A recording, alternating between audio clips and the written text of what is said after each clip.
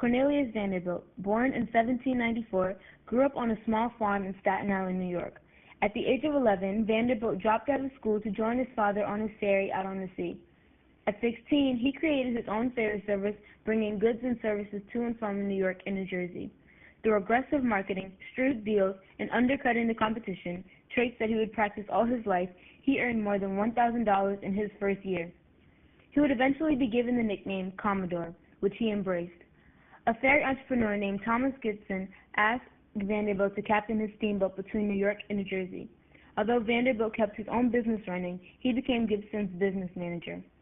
Vanderbilt was in a tough business industry. Steamboats were a growing business, and not everyone knew how to get what they wanted. Vanderbilt's business tactics were not always ethical, which is one of the reasons the public began to view him as a robber baron. Vanderbilt started his business in the steamboat industry. When he was 18, he demanded funds from the government as he learned about the art of shipbuilding. By the end of the War of 1812, he acquired a small fleet of boats in which he transported passengers and cargo from Boston to Delaware Bay, gaining about $10,000. Vanderbilt opened his own business that built and operated steamboats. He was aggressive and became a dominant force in the steamboat industry that frightened many. He was so feared that some companies paid him not to compete with them. In the 1840s, he ran a ferry business that transported miners from New York to San Francisco. He was very successful, as his service provided the most efficient and fastest transportation than competing services. He gained $1 million from this every year. However, the invention of the Transcontinental Railroad ended his steamboat business as he moved on. In the 1860s, Vanderbilt transitioned from steamboats to railroads. Instead of building railroads, he took the easy way out and bought existing railroads. He owned and operated a number of railroads from New York to begin his business.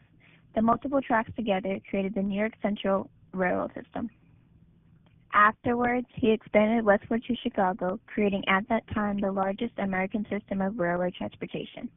Vanderbilt also had another project and began to build Manhattan's Great Central Depot in 1860 and opened in 1871. This enormous workload helped to provide jobs to the unemployed. However, he did give low wages. He was known to be a ruthless business leader and an arrogant person. Vanderbilt focused on keeping his rates lower than his competition while keeping capital equipment upgraded and improving service. This cut out other railroad industries which Vanderbilt could take over. However, he popularized the use of steel rails when he replaced the old iron tracks of the New York Central system with the steel rails.